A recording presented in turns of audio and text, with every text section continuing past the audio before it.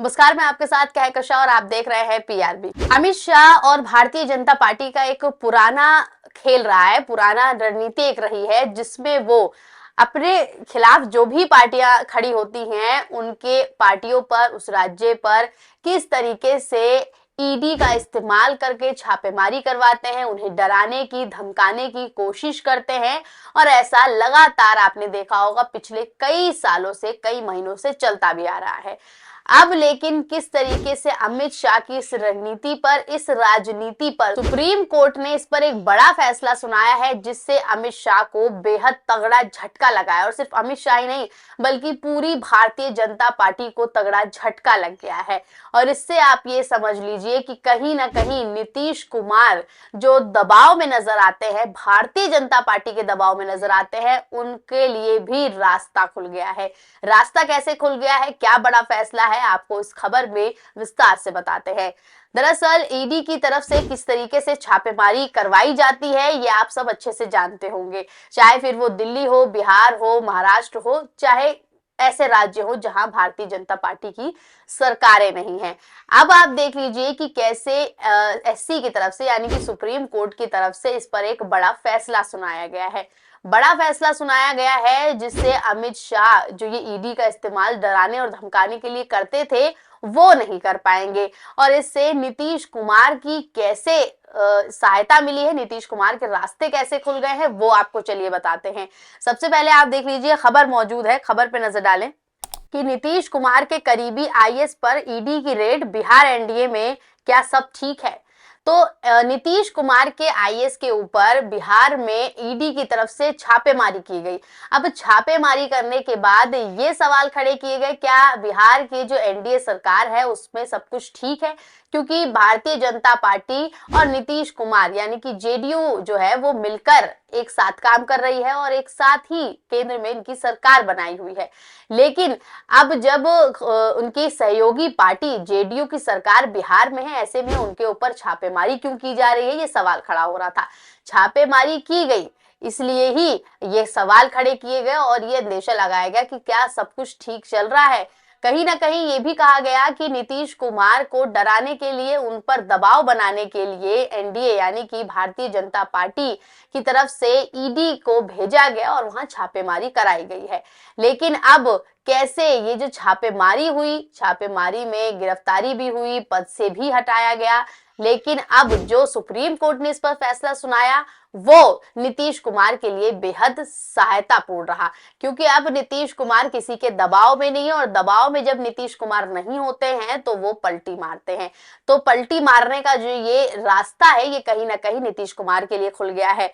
खबर पूरी क्या है चलिए वो बताते हैं। दरअसल बीजेपी जो ईडी की छापेमारी करवाती थी अब वो नहीं करवा पाएगी। अब उनके हाथ से जो ये पावर है ये सुप्रीम कोर्ट द्वारा छीन ली गई है।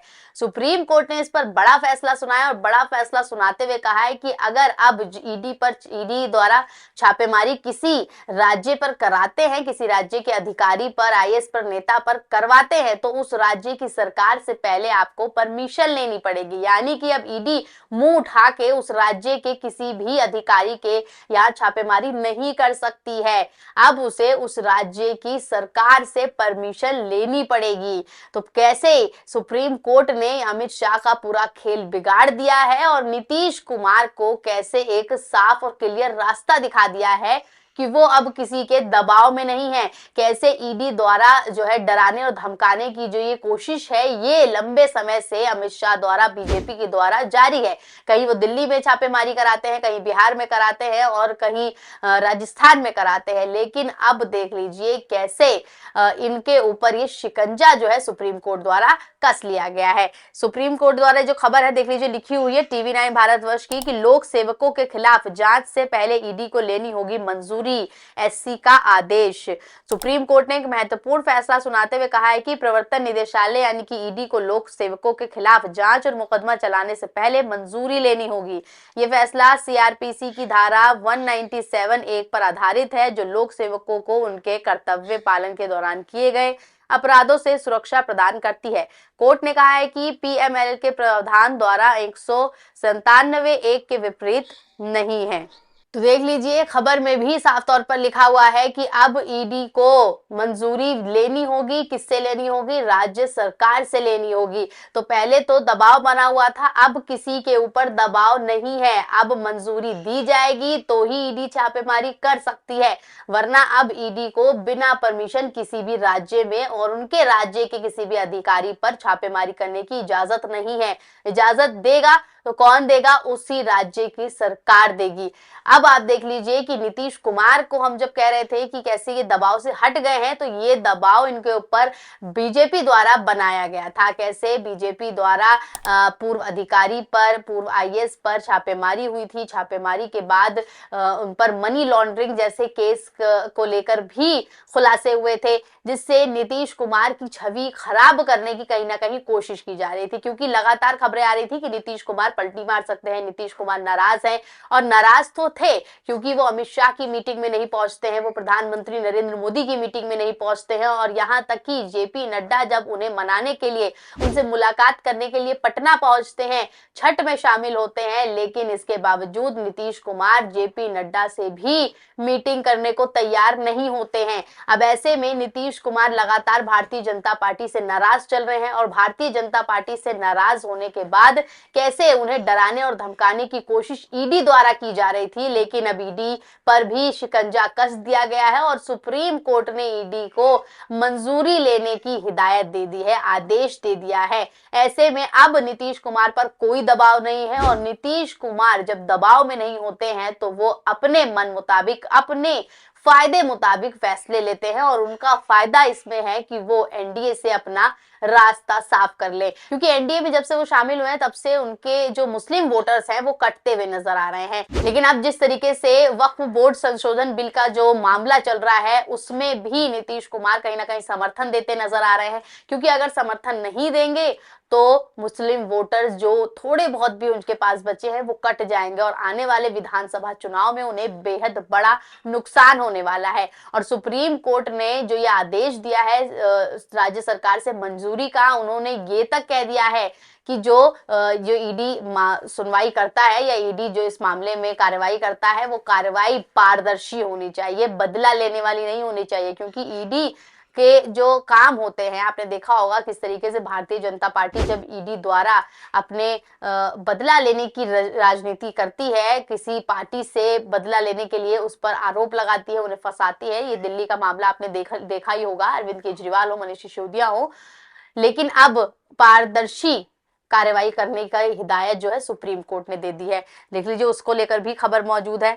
लाइव हिंदुस्तान की खबर है, लिखा है बदला लेने जैसा काम ना करे, पारदर्शी हो जांच प्रक्रिया, ईडी को सुप्रीम कोर्ट ने दी नसीहत। खबर के अंदर जाएं तो लिखा है कि सुप्रीम कोर्ट ने ईडी को नसीहत देते हुए कहा है कि किसी भी मामले में बदला लेने जैसी कार्रवाई ना की जाए। कोर्ट ने सख्त होते हुए कहा है कि जांच की प्रक्रिया पारदर्शी और निष्पक्ष होनी चाहिए। Supreme court real estate group M3M के डायरेक्टरों की याचिका पर सुनवाई कर रहा था। जस्टिस AS बोपन्ना और संजय कुमार की बेंच ने ईडी को लेकर ये बड़ी बात कही है।